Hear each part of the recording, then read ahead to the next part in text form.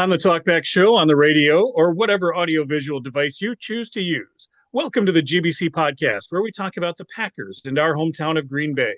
We are the official podcast of the Lot 1 tailgate party, which is at Lambeau Field every home game. This is episode 90, created November 7th, 2024. I'm John. I'm in Appleton, Wisconsin. Along with me, Jeff in Minnesota and Neil on the East Coast. Say hello, gentlemen, and tell us what you're drinking. Hello, gentlemen. Tonight I'm drinking the 2024 Surly Darkness. This week I am drinking a beer that is brewed by one of our new followers. It is the Big Oyster Brewing Company Hammerhead IPA. Nice. And for no reason at all, I have a Nutty Irishman. You can find us on YouTube and Twitter at Green Bay Chat and Facebook at the GBC Podcast, Green Bay Chat. And just the audio is available on Apple Podcasts as well as Spotify by searching for Green Bay Chat. Well, our topics this week, as Neil alluded to, we had a big moment in social media for the GBC this past week. We did some tailgating out in the rain in Green Bay. And yeah, I guess there was the Week 9 matchup with the Detroit Lions, a final score of 24-14. It is the bye week, so we'll take a look at the Packers' record and what is up for the second half. With that, Neil, tell us about our new followers. I happen to be flying into Green Bay for reasons completely unrelated to the Packers game. And I happen to just have a moment of complete blind luck in that the plane that I was on coming from Chicago went right by Lambeau Field just as dusk was occurring. And so I took a photo of Lambeau Field at dusk and we tweeted it and it got quite the response. It's a great photo. I mean, we could critique it. Maybe a lower angle would have been better. You should have talked to the pilot a bit. I don't know. There's a lot of space in between there, but no, it turned out spectacular. But when you posted it, you very nondescript, Lambeau Field at dusk. You didn't put any hashtags like the Go Pack Go or anything like that on it. No other mentions of anything. Just Lambeau Field at dusk, and there's a photo. It hit the algorithm, and it blew up. We have had almost 200,000 views and just under 6,000 likes on that tweet alone. I think we picked up now almost 36 followers. A couple of comments back to us, and then Neil, you said some direct messaging as well. There was just interacting with people, and he listened to one of our episodes and said, you guys like beer. Well, as it turns out, I'm a brewer for Big Oyster Brewery, and cheers. I really enjoyed the fact that you talk about your beverages. So, well, gee, Neil, you didn't ask him to be a guest? That there's time for that in the future, John. So there is. Yeah, we need a beer episode. We'll get Scott Lynn back and we'll get your brewer friend and we'll talk beers. But it's always nice to have the social media. Like I said, we're pretty open with our social media. We want people to follow us. We're there on Twitter. Yes, we still call it Twitter. We are certainly on Facebook and on Instagram. Snapchat we don't use the Snapchat that much. And every once in a while we get a nice TikTok video that we can play as well. But it's nice to share our experiences, game day, tailgating when we go on the road. So it's a great outlet to have. This is just totally different from anything that we would have had access to when we were teenagers, which is probably a good thing, right, Jeff? So after flying into Green Bay at dusk, John and I then went out and hit the town of Green Bay and explored a couple of different places, including the new soccer pub in Green Bay Casuals. To start with, we were at our friend Dave's place, the Lorelei Inn in Alloway. That's a common stop for us, but we were talking about it and we said, let's go. There's a place in Green Bay. It's on Main Street. In the early 90s, it was the place to be in Green Bay. It was called McSwiggan's. And it was a place where you got to dance on the bar. It was a lot of fun. McSwiggan's closed in 1996, and since then it has been a series of different bars over the years. It's undergone some decent remodeling. The structure of the building itself is over 100 years old. It's a nice solid brick building, and we had heard that new ownership came in and they turned it into a soccer bar. So that's kind of how I got Neil excited about it. I said, hey, Neil, we got to go see what they're offering up for soccer. So we made our way over to Casuals on Main Street, parked in the rear where you're supposed to park because there is no parking on Main Street. And we went in and it's cleaned up real nice, hasn't it, Neil? It was a lovely space, and it definitely was McSwiggan's if you were at McSwiggan's, but it certainly was a lot cleaner than I ever remember McSwiggan's being, especially in the bathroom. Yeah, the bathrooms have been updated. Jeff, you remember the McSwiggan's days, right? For the most part, yes. Like I said, the building is 100 years old. The floor's got a little bit of a warp in it. You can feel it. But this is a small space. And to give you an idea how popular McSwiggan's was in the early 90s, the fire code in that space is 99 people. And we would regularly cram 150 people into it. So it was very much shoulder to shoulder, trying to get to the bar for cheap drinks. It was so packed that we had to put ice tubs at the front door and the back door filled with bottles of beer. And they were sold for $1 at the time. And it was very, very popular. The floor would get covered in broken glass, spilled beer, ice cubes. It was a dangerous place to be at sometimes as well.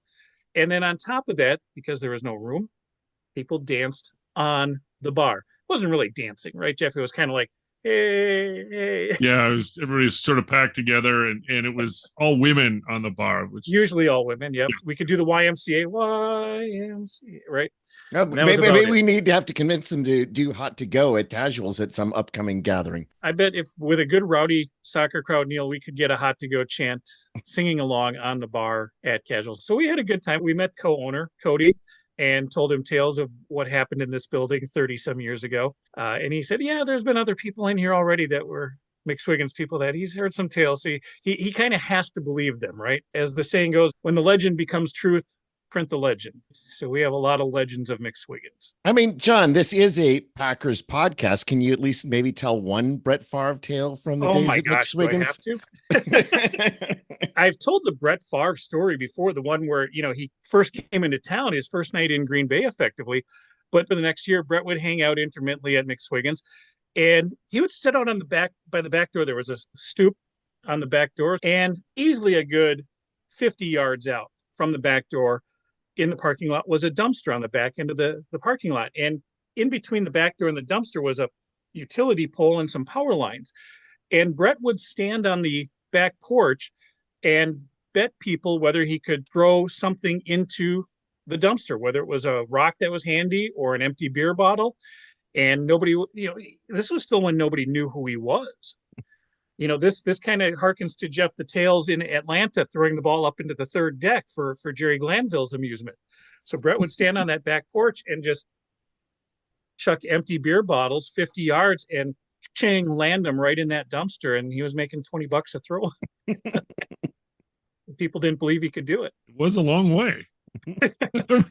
Over cars cars, a utility pole, a street light, some lines across the parking lot. It was a sight to see. Yes, so that is the legend of Brett Favre at McSwiggan's. And the current version, Casuals, has built it into a nice space for watching essentially any soccer matches, and it's really trying to build that other football within Green Bay and give a place where people can watch games, whether you're watching Arsenal or Liverpool or Real Madrid or Bayern Munich. It's a place where all soccer fans can converge and watch the beautiful game. We'll try to make a point of getting there one of these mornings when we're all back in Green Bay as well. But there's always something to do in Green Bay. We like it when people come to visit, especially when we invite our Milwaukee friends to Green Bay. And that is what Sunday was. It was a gold package game. That means the Milwaukee fans got to come in to play. The interesting thing about this one, with a 3:25 kickoff, we don't have a situation where the people are trying to leave Milwaukee at 10 a.m. to get into Green Bay for a noon game. I think they were all still leaving at 10 a.m. because I got a little bit of a late start.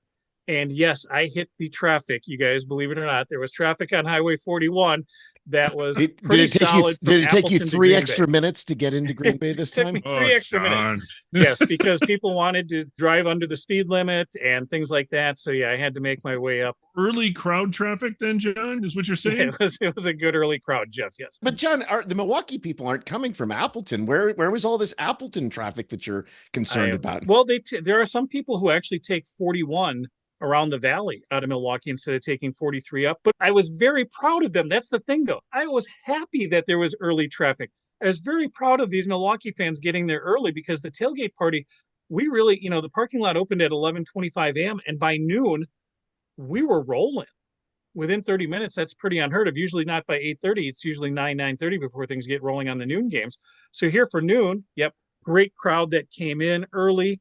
Even though it's raining out, it was kind of drizzly, kind of miserable, wind out of the southeast, but there were a lot of Detroit fans. Did that play across on TV a lot? Like the game last year, it played out near the end of the game, and you had a lot of the usual suspects complaining about the gold package. But I mean, it was just that Detroit is the best team in football, or at least they're the best team in the NFC. It's been a very long time since they've been a good team, and it's close. So you're going to have a lot of people traveling, especially since it's so easy coming from the UP down to Green Bay.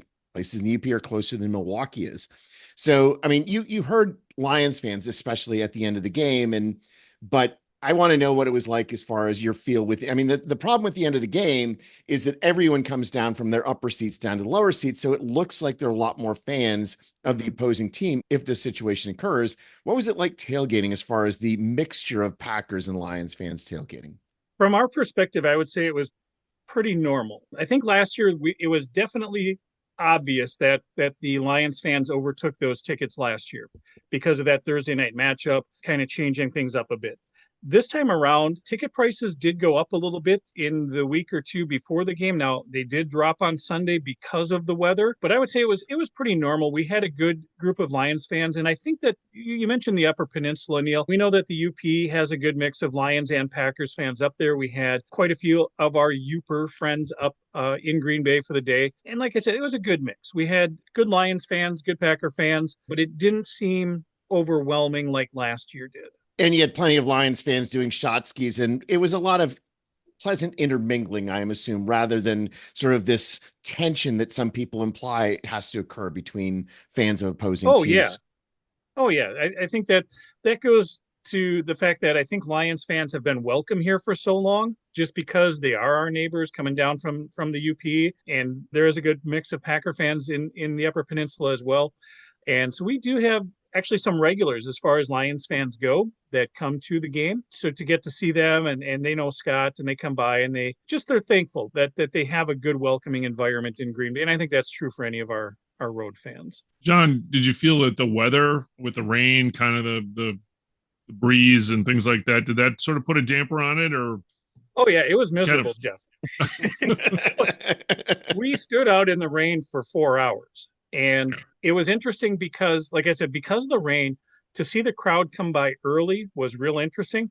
But my theory was that people came through and they got into the building. You know what I mean? They wanted to get out of the rain. And so I would say for a good few hours from noon till 3, that's about what it was. It was just a solid turnover of people coming through, that they would come in, hoot and holler a bit, get their shot ski, dance to a song, and then head up to the United Gate and make their way into the building. Right at about 3:00, the rain got heavy, and it was coming not down in buckets, but just bigger raindrops. And so we did actually close the tailgate up. We started closing up a little bit earlier than normal. Kickoff being 3:25. It was about 3:05. We started wrapping up, and by 3:15, we were packed up. That's unusual. We usually go right until kickoff, but with the weather, we could just tell nobody was going to stop. People were hustling to get into the building. John, were there any dignitaries that were visiting in Lot 1 on Sunday? Neil, I'm glad you asked. So Lot 1 did welcome a woman named Megan Stefanski. Megan was congratulated on winning the Detroit Lions 2024 Fan of the Year. Wow. So she came over 360 miles to get to Green Bay. She lives in a town, if you know the point of the Upper Peninsula, kind of by St. Ignace and Mackinac Island. There's a little bit point farther out. I forget the name of the town, but that's where she is. She comes from there, east of the bridge, south of St. Ignace, and came all the way down. So a big honor for Megan, the Lions 2024 Fan of the Year, kind of like Bengal Jim was the Fan of the Year when we met him in Cincinnati. And Megan is a person who, again, she's friends with Scott. She is a regular at the Lot 1 party when Detroit comes into town. So congratulations to Megan. Thanks for stopping by. And I presume you had a good time at the game on Sunday as well. So, I mean, we can talk about the actual game now, right? I mean, it was a game that there were so many good things that happened in the game. We held Jared Goff to only 137 net passing yards. Love had essentially double the passing yards of Jared Goff in that game. We had over 400 yards of offense against a top-rated defense. We held Detroit to only 261 yards. This is obviously a great day in Lambeau Field, right? Statistically, Neil, it was a great game, except for the one statistic that really matters. Damn it. Damn it. And unfortunately, there were a lot of other statistics that didn't look so good for the Packers. And To me, this game seemed to be a Murphy's Law kind of game. Whatever could go wrong did go wrong, whether it was on offense, whether it was on defense. There were just so many cases where we kept shooting ourselves in the foot, drive after drive after drive. And when you're playing one of the best teams in the NFL, this is something that is not going to be sustainable. And it wasn't because we lost. We had every opportunity to win. Statistically, the offensive line didn't give up a sack to the Detroit defense. But there were some other little things that sort of didn't work in our favor. So the Packers drops. Packers, they didn't react well to the weather. It seemed like the Packers were the indoor team and the Lions were the outdoor team. But this is the one statistic that just killed me. Packers had 6 drops. The Lions had 4 incompletions. And then on top of the drops, it was all of the penalties that we had. And we had to start out with that on the very first play of the game, where it looks like, okay, we take the kickoff to the 40-yard line. Everything's looking great, except there's a unnecessary roughness on Keyshawn Nixon. And that was not the way to start out the game. And on that drive, yes, we had a Brooks drop on a 3rd down. We had a Josh Jacobs false start. You take those penalties and we lost 20 yards on that first drive. Well, guess what? Our first drive ended up on the Detroit 12-yard line. The 12-yard short could have easily been made up by not having those penalties. If it could go wrong, it sort of did go wrong. Inopportune penalties. But yeah, he gets a great run back. They're set up at the 40-yard line. 15 yards. Start back at the 25. That set the tone for the entire game. I mean, if we had only known at that point, right? Let's keep the beef Swellington going here, because it was just one after another. It's like, how are they going to fuck this up this drive? The good news is we at least started out with a long sustained drive. And yes, it ended up being a field goal because of these penalties, but Detroit then goes, unfortunately, on their own long sustained drive, but it looked like we might have stopped them with a 4th and goal. And then we decided, well, the defense needs to take part in this penalty fest and give a much shorter 4th and goal that Detroit converted, because of course they did. So statistically, Neil, right? 4th and goal from the 2.5 is a lot easier than 4th and goal from the 5. Things get tight from 5 yards out and even tighter at 2.5. And that was a rough penalty at the wrong moment. But we did move the ball on our first drive. So you figure, okay, the Packers get the ball back and everything's going to be good. But of course, we take the ball out of the end zone and Nixon only brings it to the 24-yard line. So right again, 6-yard loss in yardage by the Assets just to start that next drive. But that immediately goes to a long Josh Jacobs run.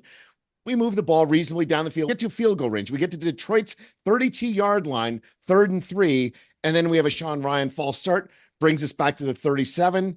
Incompletion. We end up punting after being down to the Detroit 32-yard line. If the first drive took 4 points off the board because penalties didn't allow us to get all the way, you can argue the second drive certainly took 3 points off the board. And at 3rd and 3, you figure you've got a decent chance of actually converting. At 3rd and 8, you've got a smaller range of plays that are in your playbook. You've got to be more aggressive on a 3rd and 8. And well, that consequence was an incompletion, and then we ended up punting. And it just was really disconcerting to have 2 drives where we got deep into Detroit territory and we got 3 points out of 2 drives. Especially at this point, because it was early in the game, the Packers seemed to be reacting well to the weather. It wasn't pouring rain at this point. It was still misting. And so both teams seemed pretty equal at this point.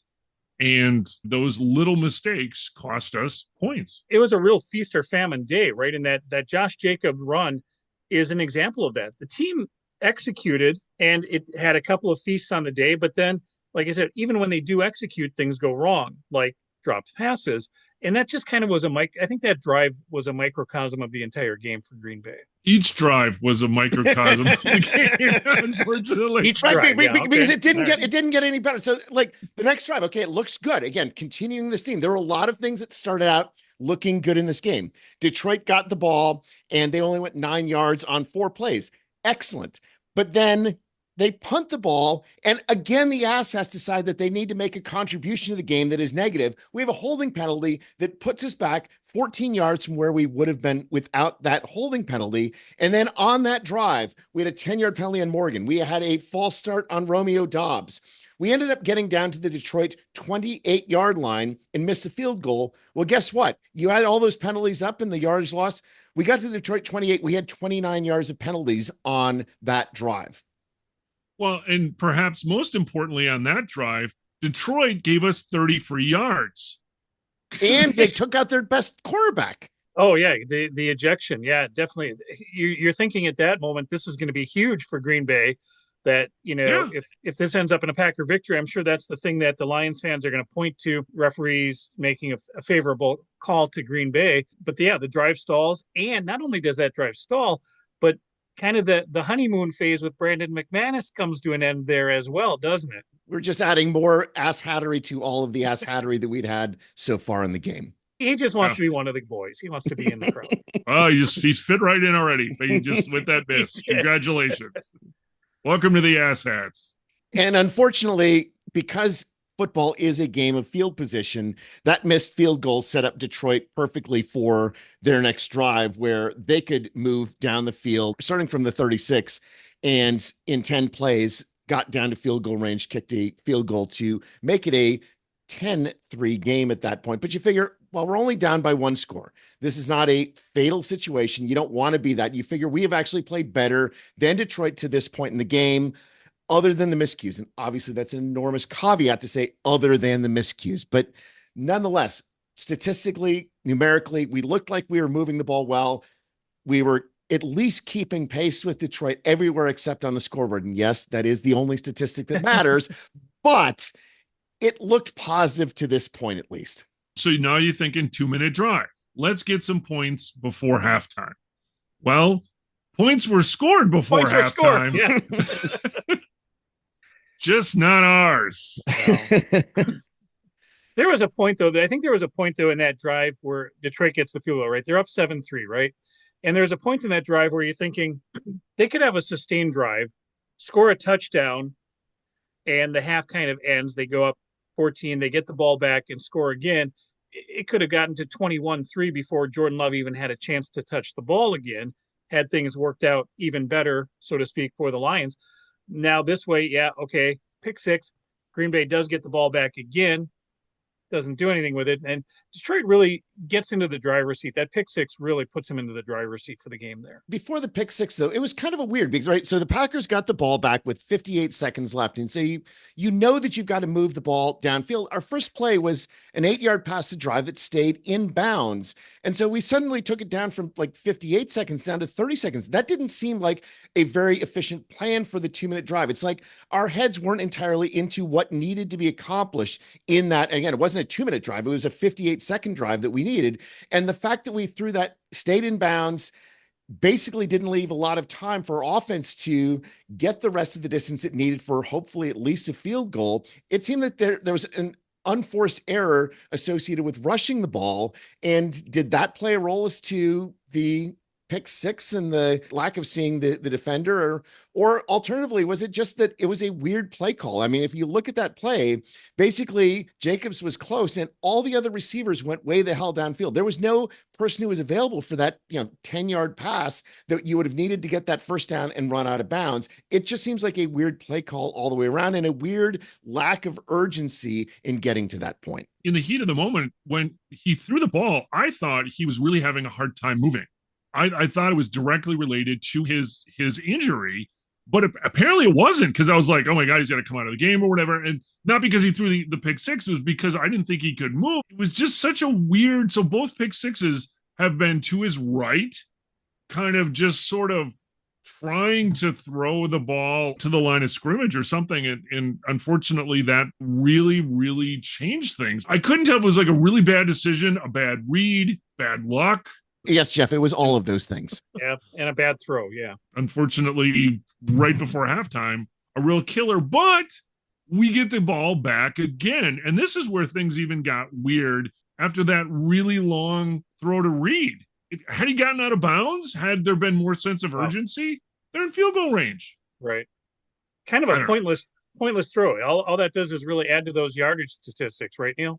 Yeah, I mean, I didn't understand that. It's like you've got to get to somewhere in the range of where McManus can kick a field goal, and you've got to absolutely get out of bounds because you don't have any timeouts. And that's got to be the focus of the play. I think that goes to there seemed to have been a lack of concentration on the part of the offense, but also on the part of Matt LaFleur in the play calling. And whatever it was, unfortunately, they just got to halftime. And I feel like they do make some adjustments in halftime. When we look at how the second half rolls out, it's not terrible either. I mean, in the grand scheme of things, the Packers defense holds the best team in the NFC to 17 points in the entire game. The Detroit offense only scores 17 points there, right? And for all of the things that kind of fell apart for Green Bay in this game, they never were out of it either. They weren't, but it sort of felt like they were. The first half statistics did indicate that this was a game that the Packers had the advantages, again, other than the turnover and the pick six, but the Packers had 11 first downs to Detroit's 9. I think the number that is most impressive, we had 218 first half yards to only 132 first half yards for Detroit. We had more yards in the second quarter than Detroit had in the whole first half. And our yards were very evenly mixed between passing 120 and rushing 98. Obviously, other than the turnover, the biggest number, though, is the Packers had 8 penalties for 57 yards in the first half. And that impacted every drive except for that pointless last drive. So then moving to the second half, Detroit gets the ball first and they take the kickoff and they go right down the field and score a touchdown. So this is where things had sort of changed. Like, okay, is the defense going to continuously give up yards now? But true to form, those are the only points the defense gave up in the second half, which they're one of the better, if not best, second half defenses in the league because they give up some points, but very, very few. So, but now the game's 24-3. So you're thinking, well, shit. Okay, what else is going to happen now? Well, I mean, the problem is the defense was on a good trajectory. They stopped Detroit on a 3rd and 6, and then we have that critical Keyshawn Nixon holding penalty that extended that drive, allowed them to get into scoring range and eventually score that touchdown. It's time for the defense to continue to add to the Packers' penalties woes on the day. So we need the Packers offense to respond. We need them to answer. We need a sustained drive. We need some points. None of those things happen. 3-and-out punt and a key drop on 3rd and 3 by Wicks. Punt the ball back again. So how many times are we going to throw to Wicks? Is this how much rope are we going to give him? I mean, that's the thing, right? Wicks had 0 receptions for 0 yards on 3 targets and, multiple drops in that game. And that was really disconcerting. I mean, it's a game where, as we said last week, the Packers needed to be firing on all cylinders to win that game. And we basically had misfiring in every possible cylinder we had. I think we invented new cylinders to misfire on in that game. Well, the defense at least steps up next. There's a Detroit 3-and-out, mercifully. So the Packers get the ball back again. The weather, it's raining heavier. And the fans, I was sitting at home, obviously warm, dry, comfortable. Man, those fans were sticking to it. They were loud, even down 24-3. I'm sitting at home going, this is awesome, because it just looked miserable sitting there. But you know what? The Packers offense finally responds with a sustained drive. Although, in spite of it, they sort of succeeded, right, Neil? The Packers got down to the Detroit 12-yard line, and that's when the combination of not having Josh Myers as the center, having to play from a shotgun because of potential mobility issues for Jordan Love, and then the weather meant that Elgton Jenkins and Jordan Love really had problems connecting on 2 consecutive plays. And this is just an absolute killer. When you get down to the Detroit 14 and then 2 consecutive plays, we have a fumble on the snapback. And where the balls were fumbled, essentially it was 15 yards of losses on those 2 fumbles. And yes, Wilson did a great job in preventing one of them from being a loss, but you need to be moving forward, not just sort of holding serve on plays like that. And those 2 consecutive fumbles that forced us to try a field goal when we really, really, really needed 7 points at that point, just really was a killer as far as the potential momentum that drive could have had. Is this deja vu all over again? Are these the 80s Packers, mid-80s Packers? Are these the 70s Packers? I mean, it was comical. 1st and 10 at the Detroit 14. Love misses a throw to Watson. Bad snap. 4th and 16. And yay, we got a field goal. We're down 21 points. A touchdown's really necessary here. So yeah, we kicked a field goal. Yay, 38-yard field goal. but there's still a lot of time left. There's maybe some thought of, can we come back? There was, but there wasn't. I mean, at this point, by the time we kicked the field goal, Detroit, I mean, it was essentially the end of the third quarter. And then the Aztecs decided we need to play a role in this game again, allowed Detroit to take the ball all the way out to their 39 on that kickoff. And although the defense had a good stop, it was a 3-and-out because of that advanced field position. When the Packers got the ball back, they started with the ball at their own 17 after a fair catch. And the fact that they had to start at the 17 was exactly because although the defense did its job, the Aztecs did not do their job on the previous kickoff. This is when the offense sort of started to click, though. Kind of were feeling okay because they got the play call on the 4th and 5. They got 28 yards. They absolutely had to have that. So again, you're thinking, okay, they're driving down the field. The throw to Watson, that really long throw, I'm not sure what happened there. If it was the wind, I would like to see Watson attack that ball more, get the catch. He didn't. That's okay. More bad snaps and another huge drop in the end zone by Wicks. So you're thinking, okay, but then turnover on downs. But it was 2nd and 1 from the Detroit 9. You're thinking, we're going to get a touchdown here. We're going to make things really interesting. And then they don't.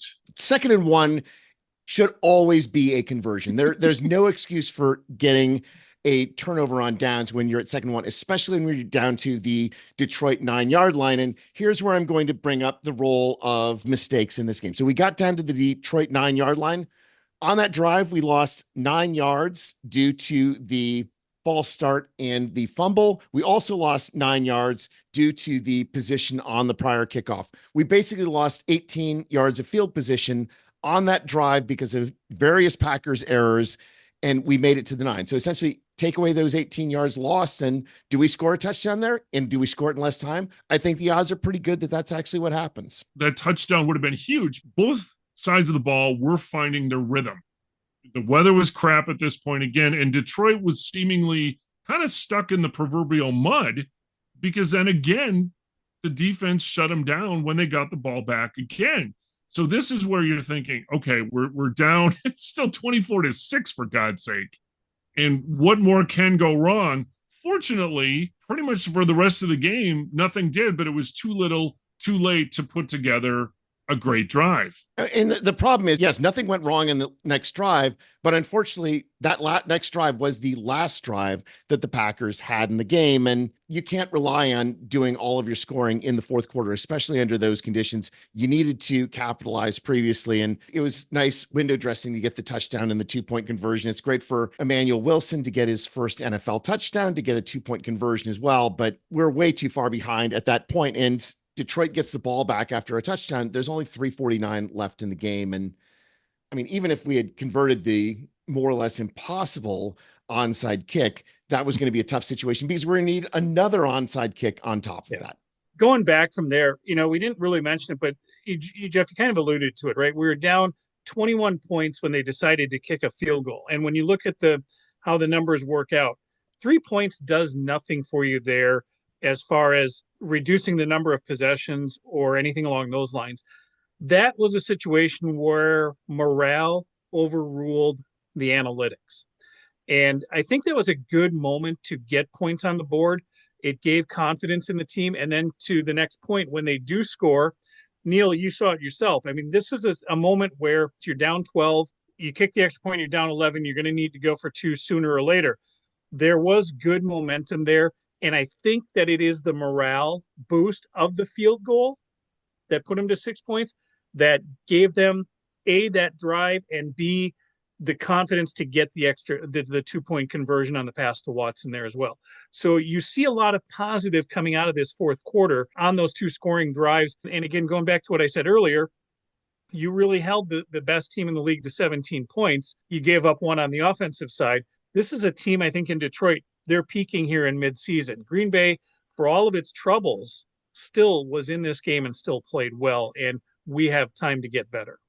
There's another element of morale that I think was really important in that early third quarter, when we were down 3 scores, there were a lot of people screaming, including one of the people that's in this podcast, saying that we should take out Jordan Love and just give the ball to Malik Willis. And I was adamantly opposed to doing that. We needed to tell our team that we wanted to win the game. It just, I think, is a terrible precedent to throw up the white flag and say we're going to throw in our backup quarterback at that point. I think it was important for the Packers to say, no, we are fighting at this point. And I think it was also important to get Jordan Love some of his confidence back after something that was a terrible finish to that first half. And I am very glad that Matt LaFleur took the winner's mentality of we're going to go for it until there is no longer the possibility that we can win.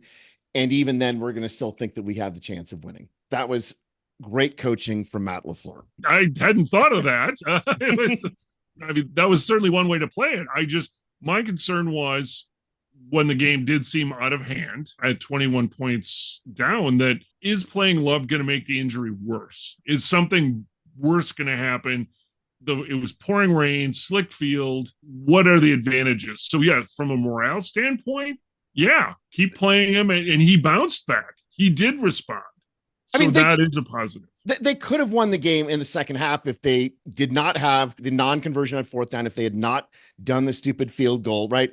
And there were opportunities for them to have scored. And I think that you want your team to always think that they've got a chance of winning. And throwing up the white flag is saying, no, we don't think we're going to win. We're just going to give up. And I think a attitude where you're giving up is something that is going to be infectious. On the other hand, an attitude that we're going to go for it no matter what is also something that is going to pay dividends down the line. And honestly, that's the mentality of Detroit.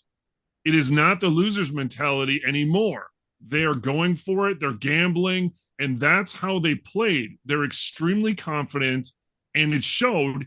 They didn't make any mistakes. The Packers defense never got any turnovers. That's where Detroit's at now, not making these mistakes. And that's why they're winning these games. Detroit is a really good team. In fact, if you go by DVOA, after 8 games, the 2024 Detroit Lions are even with the 1996 Packers in team DVOA after 8 games, plus 46.1%. Both those teams are tied for 8th all time in DVOA after 8 games. This is not a pushover team. It was a game where we needed to play our best. We didn't, but I think the fact that we beat them in a number of statistical categories and we knew that we made mistakes is going to help us have a reasonable chance of beating them in Detroit as we did last year. I totally agree with that. And I think that's going to be the prove it game for Green Bay right there. Can they get it turned around? And they don't have to worry about the rain in Detroit. That's the hope. I mean, and we'll see in a few weeks if that comes to fruition. I'm sticking with what I said. I think that Detroit is peaking in the midseason here. And they showed it in the 2 weeks prior to the Packer game. And they get a win here, but they get a sloppy win. And I think that they're going to plateau the rest of the way out here. I think they may win enough to win the division, but I don't think that they're going to be peaking at the end of the season like they need to be. When you look at the way the Packers have played, and we've talked about this all season, there are mistakes here and there. Again, looking forward to getting a complete game together. We compare this 2024 season to the 2023 season, right? What happened in the second half of the season last year? Can we and will we see the same thing in the last 8 games? We're going into the bye week. And to Neil's point, the way you finished this game against Detroit, you don't need question marks going into the bye week. And that's exactly what Green Bay did. LaFleur showed confidence in his quarterback. He continued to call a good game. They had the points when they needed them. The morale came up. It wasn't a devastating loss. 24-14, 10 points is still a lot, but it just didn't feel like a devastating loss. It keeps Green Bay at 6-3 on the season. Now, granted, the weird part, at 6-3, they're third place in the NFC North, but there's a lot to build on in this bye week. The other thing about Detroit, John, is that in the possibility that they are peaking early. I don't know that Detroit is peaking early, but they seem to be a team that is built to be a front runner. And so if you look at their running backs in that game, 28 rushes for 138 yards, 4.9 yards per attempt. On the other hand, Jared Goff clearly was playing extremely conservatively. He's like a less talented version of Aaron Rodgers as far as the way he's playing to avoid mistakes. 18 of 22. That sounds fabulous. But he only had 137 net passing yards. And if Detroit falls behind, if they're not able to rely on their running game, if they're in a situation sort of like the Packers were in the second half, and they've got to throw, they've obviously got a very talented group of wide receivers and tight ends. But is Jared Goff going to be able to do those things that are necessary if they are down and they need to make up scores late in a football game? I don't think he's demonstrated that yet. Well, he didn't demonstrate it last year against the Packers when they got down on Thanksgiving. I think that's a great example. Now, we would like to see that again this year, certainly.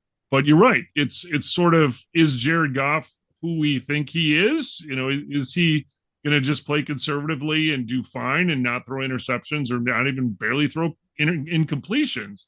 But when he has to air it out and play, when they have to rely on him playing from behind, is he going to be efficient? And the other thing is that that game really took away our biggest strength on the season, which is our running game. And you add Jacobs, you add Wilson, you add Brooks. Our running backs had 19 rushes for 136 yards and a touchdown. Our running backs averaged 7.2 yards per attempt in that game. Almost all of that damage was done in the first half, and we couldn't rely on those running backs late in the game because we had to score points quickly. But you look at those numbers for running backs, and that's another thing that just screams out, we're going to have opportunities with this team, and we've got to avoid falling into these very deep holes. I mean, if we had only been down a touchdown, we could have kept going, or even 10 points, we could have kept going with our running game in the second half, and I think that we might have had a very different outcome then. And what have we been asking from this offense for the last 30 years? Commit to the run, right? And this is a season where we are finally seeing it. And I think that we're seeing a lot of positives coming out of a very strong rushing attack for the Green Bay Packers. With that, we are at the bye week. We'll take a quick look at what's coming up here on the second half. But I want to remind you guys where we are on our preseason predictions here. So at the bye, the Green Bay Packers have a 6-3 record. As I said, they're third in the NFC North. Jeff and Neil, both of you had them at 7-2 at this point of the season, and I did peg them at being 6-3. So with 8 games left in the season, Neil, ever the Packer optimist, has them at 13-4 on the season. Now, your original prediction, Neil, had them 2 more losses in the second half.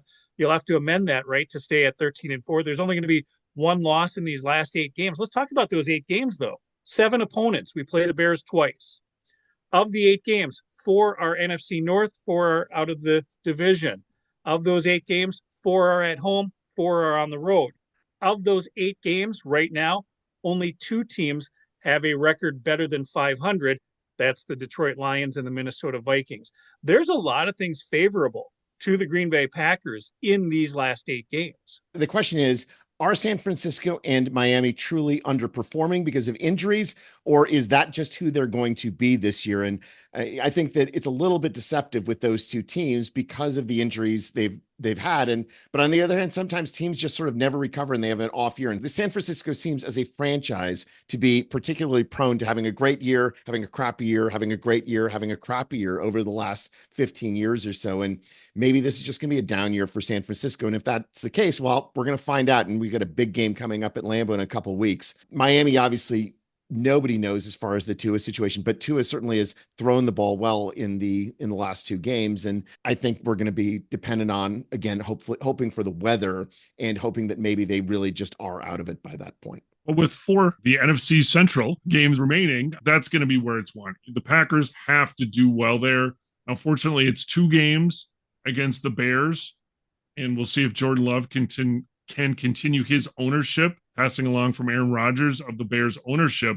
But yeah, those 4 games are absolutely huge because they really can't afford to lose either to the Vikings or the Lions again, having already lost early in the season, because yeah, this division is so competitive, and there may be 3 playoff teams even coming out of this division. The other thing, of course, that we're hoping for is that Jordan Love will be fully healed in the second half of the season, right? It's not just the games that he missed, because obviously the games that he missed, Malik Willis did just fine. It's that he was not playing his full self during some of the other games because of his MCL injury and his groin injury. And on top of it, he did not play in the preseason. And so he has not had a wild number of reps this year. You can argue he has not had the opportunity to truly find his rhythm, something that we absolutely need if we're going to have a playoff push and something more in this season. Well, and if he can replicate anywhere close to what he did in the last half of last year, I mean, 1 interception and 18 touchdowns. I mean, just phenomenal. That's what we need to see again. Are we going to get those exact same numbers? Probably not, but something close to that, just where he takes control of the team again. And it is the bye week. When we come back from the bye, it's Bears week. It is our first Bears week of the season, and we will be in Chicago for the game on the 17th. Chicago probably not living up to their expectations this year. We'll talk about that next week. Next week, we'll take a look at our big picture of the NFL. We're going to revisit, you guys, our preseason picks and see where those are playing midway through the season. The bye falling right in the middle of the season, which is nice. 9 games down, 8 left to go. You've kind of told me how you feel, but let's get a final thought as we get ready for Bears week. In the Detroit game, we did not put our best foot forward, but on the other hand, we didn't have our best team available.